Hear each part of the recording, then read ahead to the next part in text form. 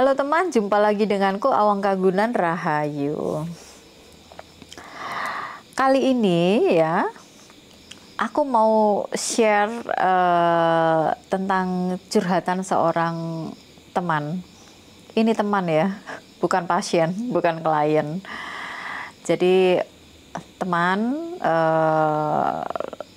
bapak-bapak ya, bapak-bapak, pak suami ya, pak suami yang kebetulan bertemu, ngobrol, dan beliau menyampaikan beberapa hal.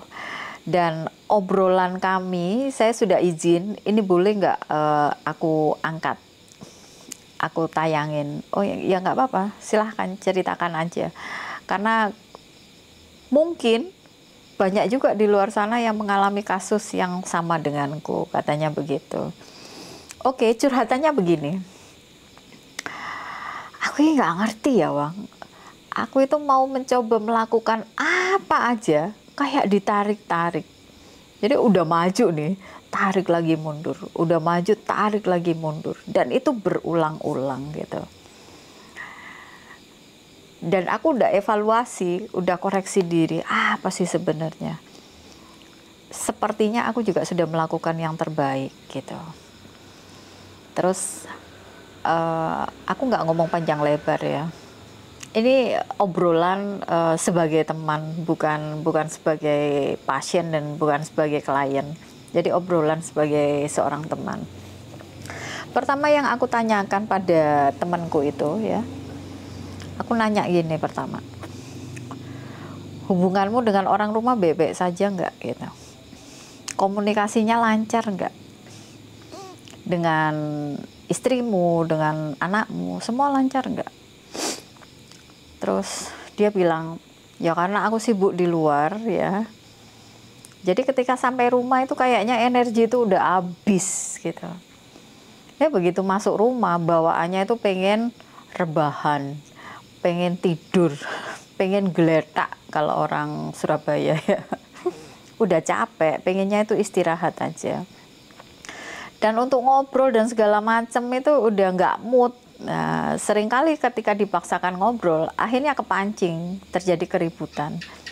Jadi yang paling aman menurutnya ya, yang paling aman menurutnya ya nggak terlalu banyak bicara.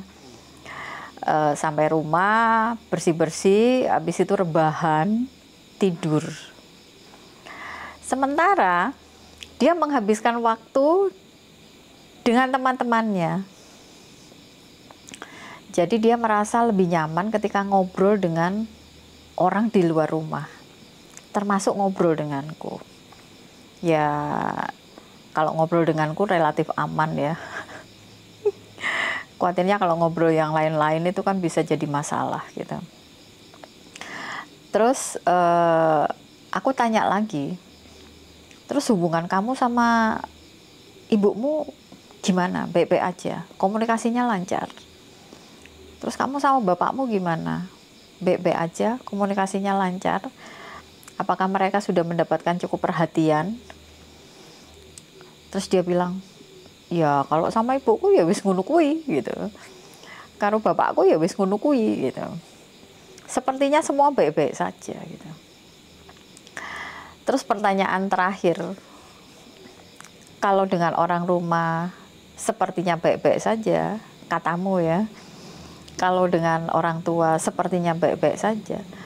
Jangan-jangan yang bikin kamu maju terus mundur lagi, maju mundur lagi adalah dirimu sendiri.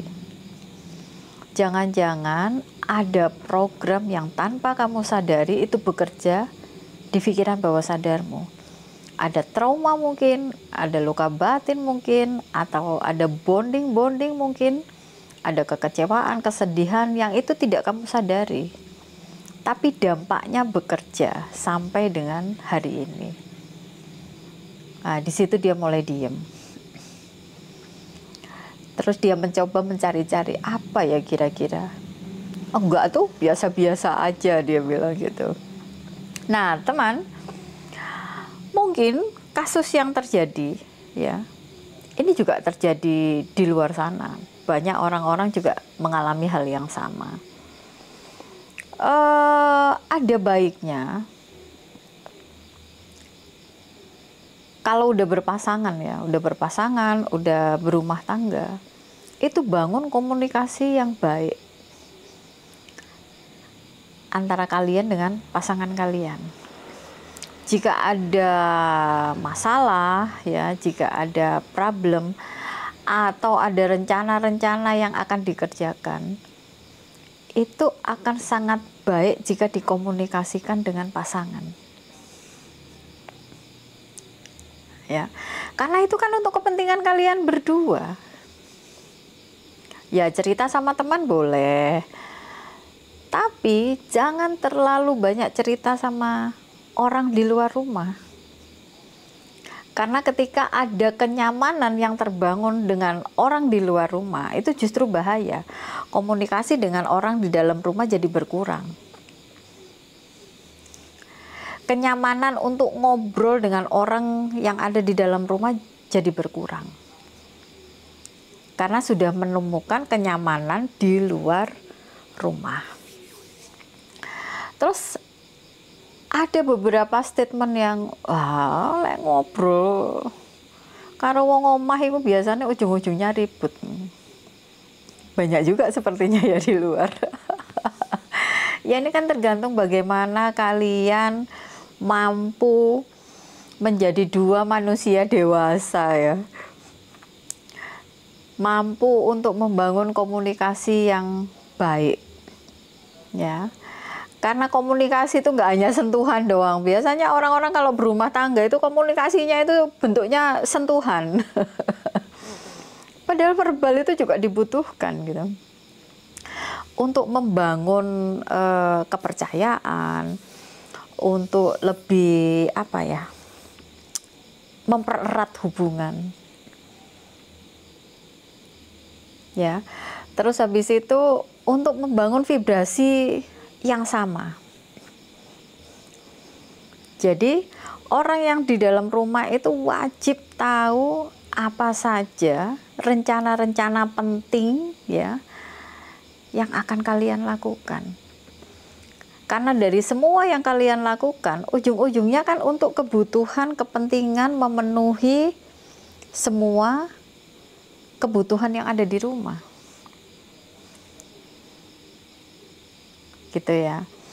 Dan untuk orang-orang yang ada di rumah ya, ketika pasangan Anda datang dengan membawa cerita, ya cerita kan nggak selalu baik ya, cerita ada yang ceritanya kurang baik, terus cerita tentang rencana-rencana yang mereka akan kerjakan ya, cerita tentang partner-partner bisnisnya di luar sana. Jangan banyak komentar. Karena sebenarnya pasangan Anda itu nggak butuh dikomentari. Dia hanya butuh telinga untuk mau mendengar. Dia hanya butuh mengeluarkan semua yang ada di kepalanya. Semua hal yang mengganjal di hatinya. Dengerin aja. Ya, ketika kondisinya agak kurang nyaman mungkin karena ceritanya itu agak kurang bagus, nah bisa kasih pelukan, ya, bisa dielus-elus kepalanya atau bisa sambil dipijit, ya, biar lebih rileks. Jangan ditambahin masalahnya, nggak usah cerewet, karena sebenarnya yang dibutuhkan itu adalah tempat untuk mencurahkan semua.